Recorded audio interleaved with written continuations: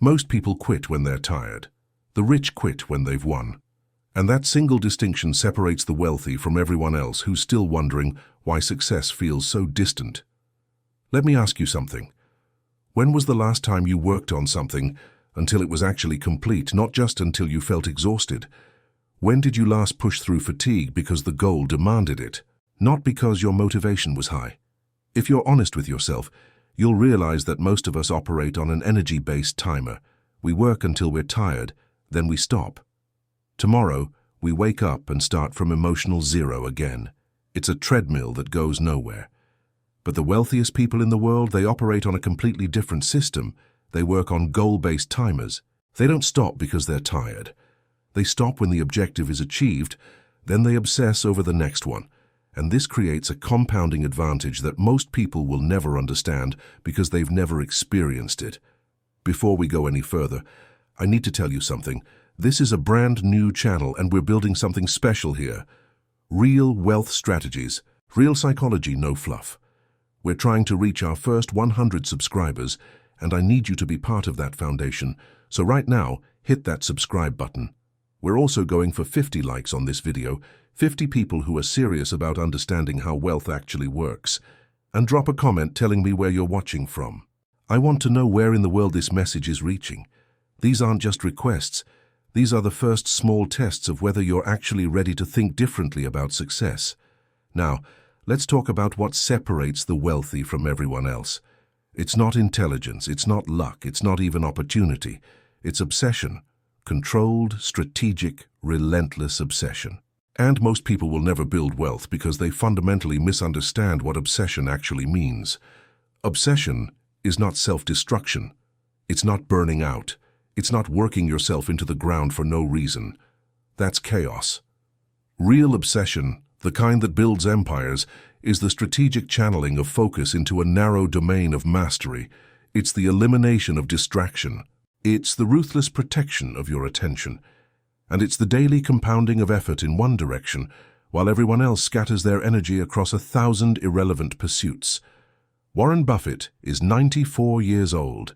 He's worth over $100 billion, and he still spends 80% of his workday reading, not in meetings, not on phone calls, not networking at conferences. Reading, 500 pages a day. Financial reports, shareholder letters, biographies, market analyses, every single day. This isn't casual consumption.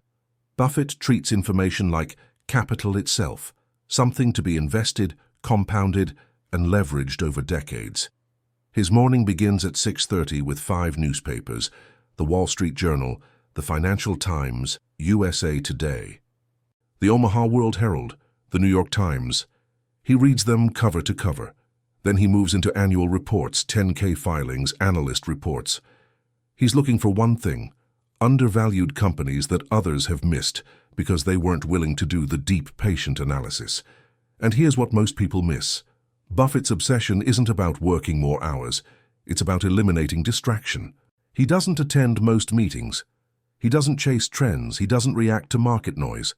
He's built his entire intellectual architecture around one singular obsession, identifying value through deep reading and analysis. And that obsession has produced a 44,000% return for early Berkshire Hathaway investors over nearly 6 decades. Not 400%, 44,000%. That's what obsession looks like when it's channeled correctly. And here's the critical insight. Buffett's competitive advantage isn't that he's smarter than other investors, it's that he's more obsessed. While others are distracted by meetings, conferences, and social obligations, he's reading.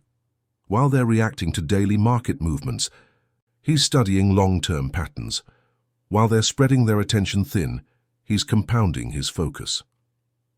Bill Gates built Microsoft into a software empire, and he attributes his success to one thing he developed as a child: the ability to focus deeply without interruption. As a young man, Gates would lock himself in his room for hours, disappearing into books about science, advanced mathematics, history, while other kids played outside. His mother would worry. His friends thought he was antisocial. But Gates understood something they didn't. The ability to think deeply without interruption is itself a form of wealth. Today, Gates reads approximately 50 books per year. That's nearly one per week. Business, science, pandemics, philosophy, history. He doesn't skim. He reads deeply, takes notes, writes summaries. And twice a year he does something most executives would consider insane. He disappears. Completely. No meetings, no emails, no phone calls. He calls them think weeks. He retreats to a cabin with nothing but books and documents, and he thinks about the future. Alone for an entire week. Most people would call that isolation. Gates calls it strategic capital allocation. He's investing his most valuable resource, his attention, into long-term thinking without any short-term distractions. And during those think weeks, he's made some of the most important strategic decisions in Microsoft's history.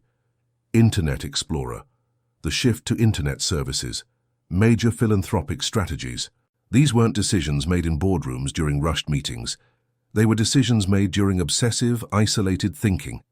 And here's what separates Gates from everyone who reads the same books and has the same information. His obsession with deep focus started in childhood. While others were learning to multitask, to stay busy, to be social, Gates was learning to disappear into singular focus. That early obsession became the foundation of everything that followed. It wasn't talent. It was trained obsession. Now, I want you to pause for a second. Think about your own life. How often do you actually focus on one thing deeply for hours, without checking your phone, without email, without distraction? If you're honest, probably almost never. And that's exactly why wealth feels so distant. You're not competing against people with more talent. You're competing against people who have obsessed longer and deeper than you have. If you're starting to see this differently, if this is making sense, drop a comment right now and tell me what your biggest challenge is when it comes to focus. Are you distracted by social media, by too many projects, by other people's expectations? I want to hear what's actually holding you back, because understanding the problem is the first step to obsessing over the solution. Jeff Bezos built Amazon into a $2 trillion ecosystem by obsessing over one principle: the customer, not customer service. That's a phrase every mediocre company uses. Bezos made customer obsession structural. Amazon's founding principle states, we start with the customer and work backwards. Every product, every feature, every strategic decision is filtered through one question: does this solve a customer problem? Amazon Prime didn't come from a brainstorming session about shipping.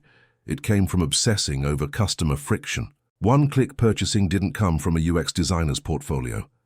It came from obsessing over purchase abandonment data. Amazon Web Services didn't come from a strategic pivot. It came from obsessing over what customers needed that didn't exist yet. And here's the mechanism that makes Bezos' obsession permanent. He built it into Amazon's culture. Employees cannot start meetings without presenting customer data first. Not internal metrics, not financial projections, customer usage data. What problem are customers experiencing? How are they using our products? Where are they abandoning processes? What pain points exist that we haven't solved? Bezos created a system where customer obsession is automatic. It's not dependent on his presence. It's embedded in how every meeting starts, how every decision is evaluated, how every employee is measured. And that structural obsession transformed a bookstore into an empire that dominates e-commerce, cloud computing, entertainment, and logistics. Obsession isn't just personal discipline, it's organizational architecture. Steve Jobs demonstrated something that most leaders never understand. So obsession combined with elimination creates breakthroughs. When Jobs returned to Apple in 1997, the company was dying. 60 product lines, dozens of computer models, printers, peripherals, servers, everything scattered across markets with no coherent strategy. The company was 3 months from bankruptcy. Jobs did something that required extraordinary courage. He killed 70% of Apple's products immediately, not gradually, not after careful analysis, immediately. Engineers were furious. Investors were terrified. Employees thought he was insane. But Jobs understood something they didn't. Focus is about saying no. He reduced Apple's product line to 4 products, 4, desktop and laptop, consumer and professional. That's it. Everything else was eliminated. And then he obsessed over those 4 products with intensity that most people would consider pathological. He partnered with Joni Ive, and they obsessed over details that competitors dismissed as irrelevant.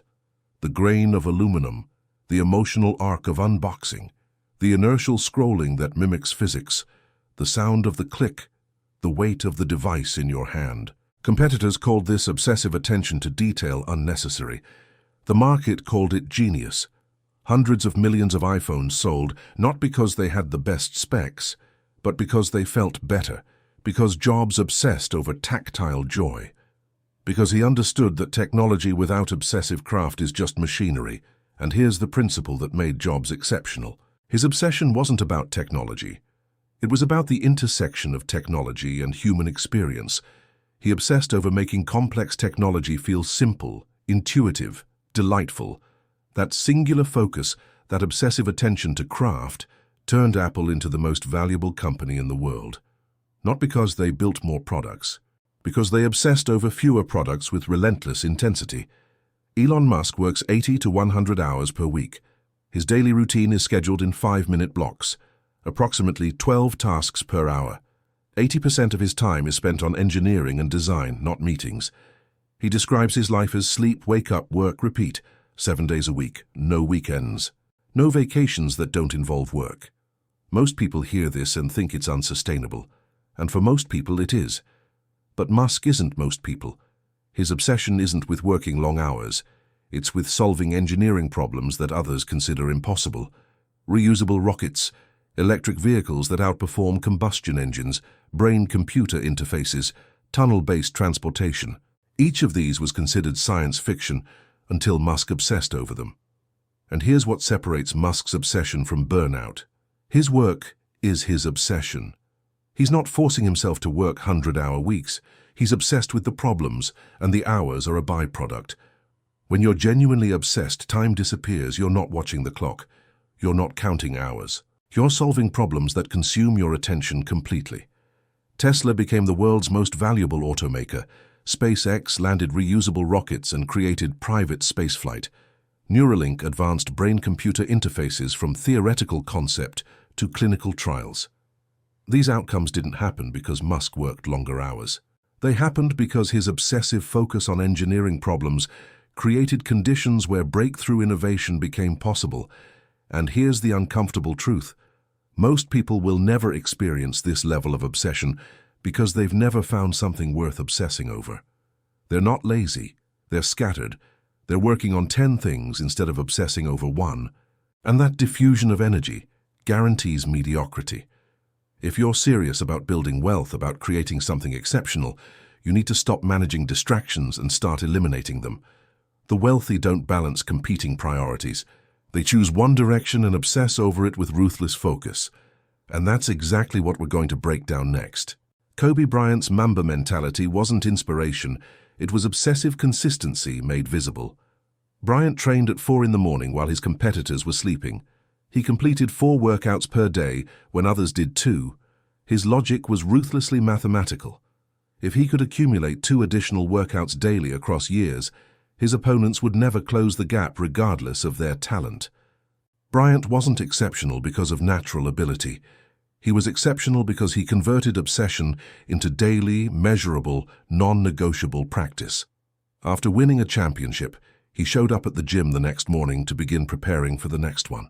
No celebration, no extended rest, just immediate focus on the next objective. This is what separates the wealthy from everyone else. Most people celebrate achievement, then lose momentum. The wealthy achieve, then immediately obsess over the next goal. Achievement is not the end point, it's the starting line for the next obsession.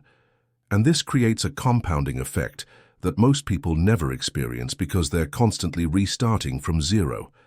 Bryant's obsession wasn't about basketball, it was about incremental improvement compounded daily. Monday gets better, Tuesday gets better, Wednesday gets better. This repetitive obsession over 20 years resulted in 5 NBA championships, 18 All-Star selections, and a legacy that transcends sport. The question isn't whether Bryant had talent. The question is, what would his talent have produced without obsessive daily practice? Probably nothing exceptional. Talent without obsession is wasted potential. Sarah Blakely turned $5,000 into a billion-dollar empire through obsessive discipline and hands-on control. When she founded Spanx, she didn't hire executives. She didn't delegate operations. She remained obsessively involved in every aspect: product development, manufacturing negotiations, customer inquiries, prototype testing. She shipped items from her apartment.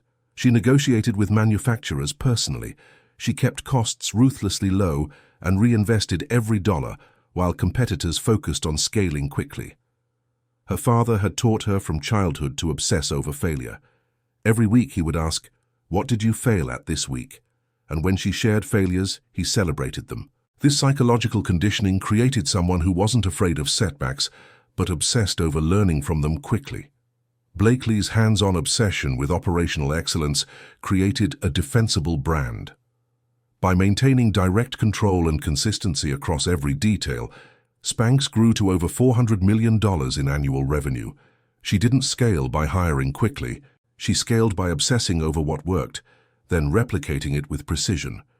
And when she finally sold, she did so on her terms, maintaining control over the company's direction even after exit.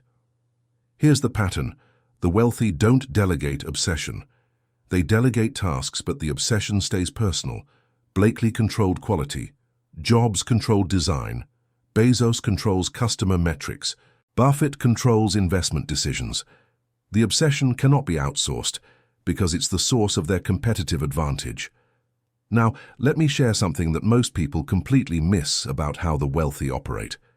They eliminate decision-making friction from their daily lives to protect their capacity for obsessive focus. Steve Jobs wore an identical black turtleneck and jeans every day. Mark Zuckerberg standardized a gray hoodie and t-shirt. Albert Einstein wore the same suit. Barack Obama rotated between two suit colors during his presidency. This appears trivial until you understand the mechanism. Every decision you make during the day consumes mental energy. What to wear, what to eat, what meetings to attend, what emails to answer first.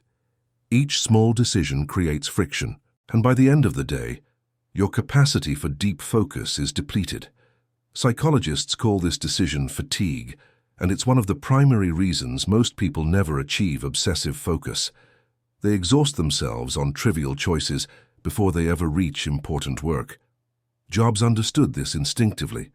By automating clothing, he freed cognitive bandwidth for obsessive engagement with product design and strategy. This wasn't minimalism for aesthetic reasons. It was ruthless elimination of distraction, masquerading as a lifestyle choice. And it worked. Jobs could maintain obsessive attention to detail across 14-hour days because he wasn't wasting mental energy on trivial decisions. Warren Buffett takes this principle even further. He leaves the office between 5 and 6 p.m. every evening, maintains a simple diet, often McDonald's, reads in isolation for hours. This isn't work-life balance in the modern sense. It's obsessive protection of conditions that enable deep thinking. Buffett becomes frustrated when others disrespect his time boundaries because distraction is the enemy of compounding returns over decades. He structured his entire life to maximize reading and thinking time.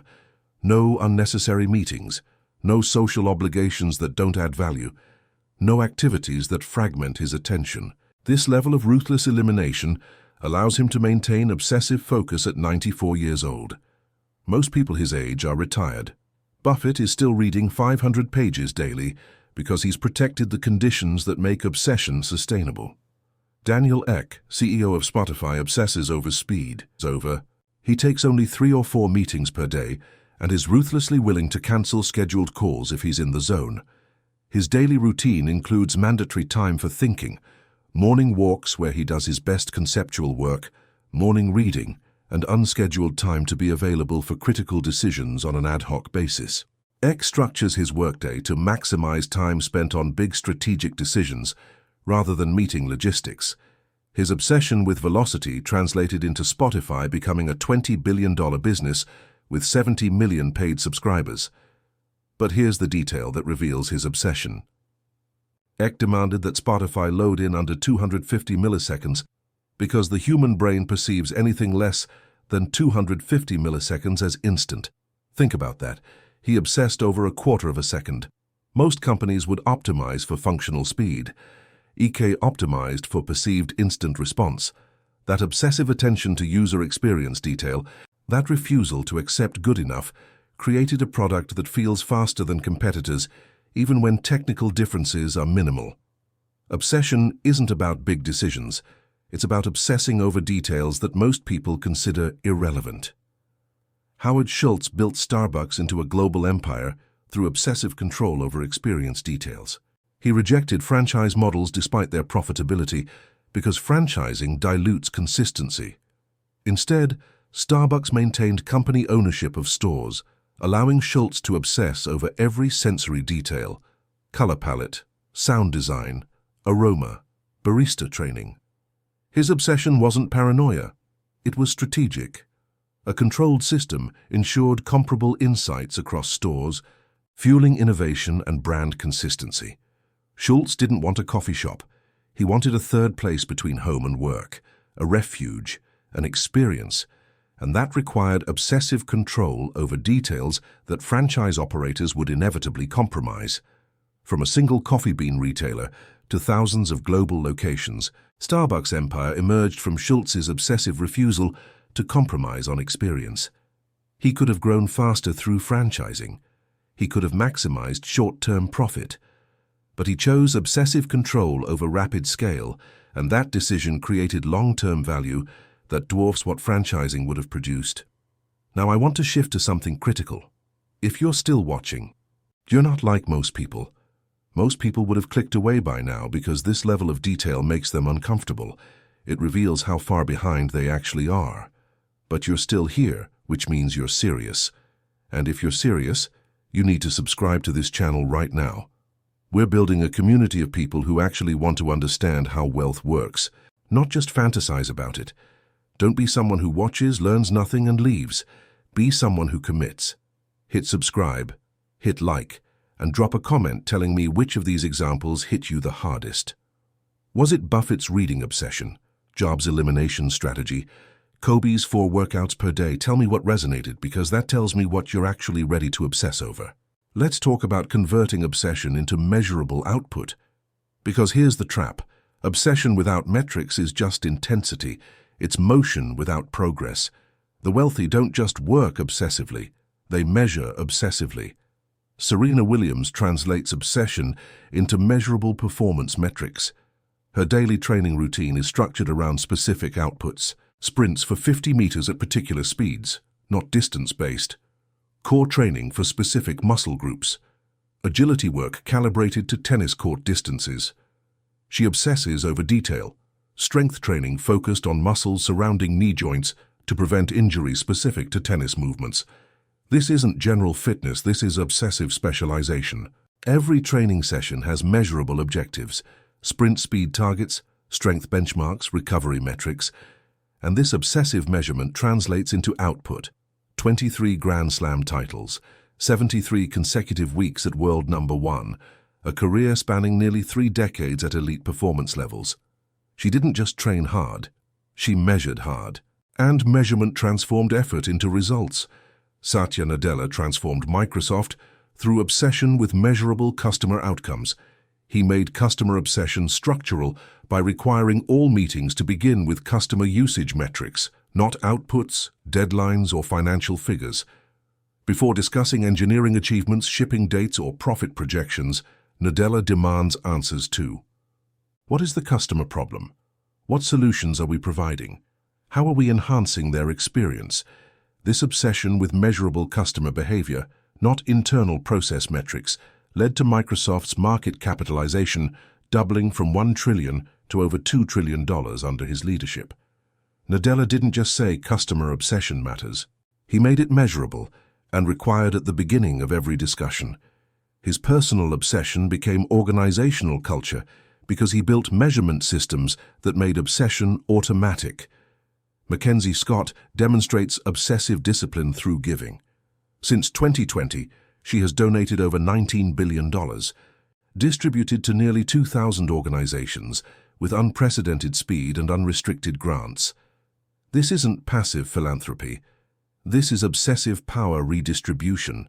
Her approach contradicts conventional philanthropy, large unrestricted gifts with minimal reporting requirements. Most foundations demand detailed reports, specific outcomes, restricted use. Scott's obsession is different. Empower organizations, then measure impact through their increased capacity, not through compliance paperwork. Her measurable output. Organizations receiving Scott's gifts reported increased confidence, reduced burnout, and expanded community impact despite initial skepticism from traditional foundation leaders. Scott's obsession reveals something important. You can measure impact without micromanaging process. The wealthy understand this. They obsess over outcomes, not activities. Most people measure how busy they are. The wealthy measure what they actually achieved. And that distinction makes all the difference. Richard Branson built Virgin Group into over 300 companies across radically different industries: airlines, telecommunications, space tourism, financial services. This appears to contradict tunnel vision obsession until you understand Branson's actual obsession. He doesn't obsess over a single product. He obsesses over a single principle: customer experience and employee empowerment. Branson's obsession is structural, not topical. He identifies customer pain points, disrupts entrenched competitors through superior experience, empowers employees to innovate, maintains brand consistency across domains. From acquiring his first business at 16, to purchasing Necker Island, to pioneering space tourism, Branson's empire emerged from obsessive application of the same principle across different markets. This reveals something critical. Obsession doesn't mean focus on a single product.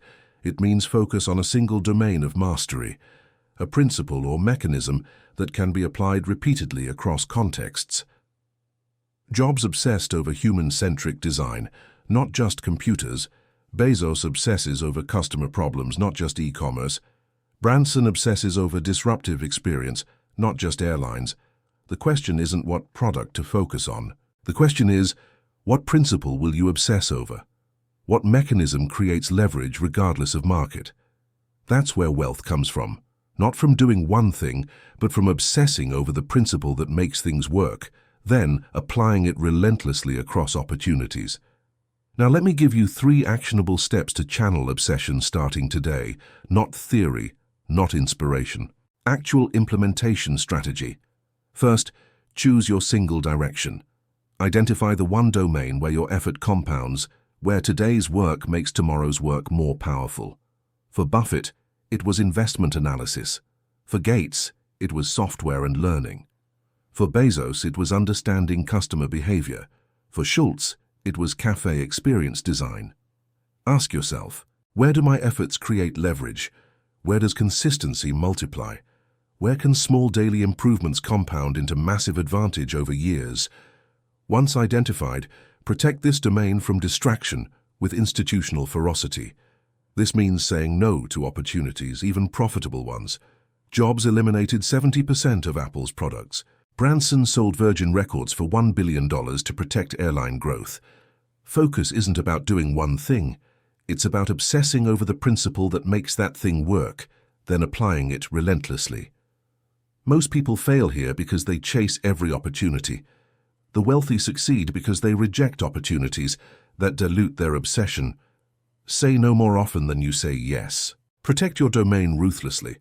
Second, build routines that eliminate distraction. Obsession requires infrastructure. Buffett's 80% reading habit isn't willpower. It's a routine that makes deep work automatic. Daniel Ek's morning walks aren't exercise. They're structured thinking time that eliminates meeting noise. Jobs' identical clothing isn't aesthetics. It's decision fatigue elimination. The specific routine matters less than the principle. Remove choices that dilute focus. Create conditions where obsessive effort becomes the path of least resistance. This might mean setting specific reading time without email or messages like Buffett.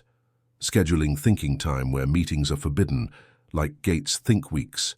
Eliminating social obligations that fragment attention, like Musk's disdain for conventions. Automating trivial daily decisions through templates. Clothing, meals, schedule. Creating accountability systems that make obsessive behavior visible, Like Kobe's 4-workout-per-day regimen, routines are not constraints, they are liberation. They free cognitive resources from low-level friction, redirecting energy toward obsessive excellence in your chosen domain. Start today. Choose one routine that eliminates one source of distraction, then add another next week. Compound your routines until obsessive focus becomes automatic. Third, convert passion into measurable daily output. Obsession without metrics is merely intensity. Obsession with metrics becomes power. Kobe tracked daily workouts. Serena tracked sprint speeds, muscle strength, match performance. Buffett tracks investment returns. Bezos tracks customer usage metrics. Schultz tracked store consistency. Scott tracks non-profit outcomes. Nadella requires customer metrics before discussions begin. The wealthy don't simply work hard, they obsess over quantifiable progress. Define specific metrics that represent progress in your domain: sales, technical performance, customer outcomes, time invested in deep work. Track them daily or weekly. Make obsession visible and measurable. Build routines that convert metrics into action. If customer engagement drops, what changes? If reading hours decrease, why?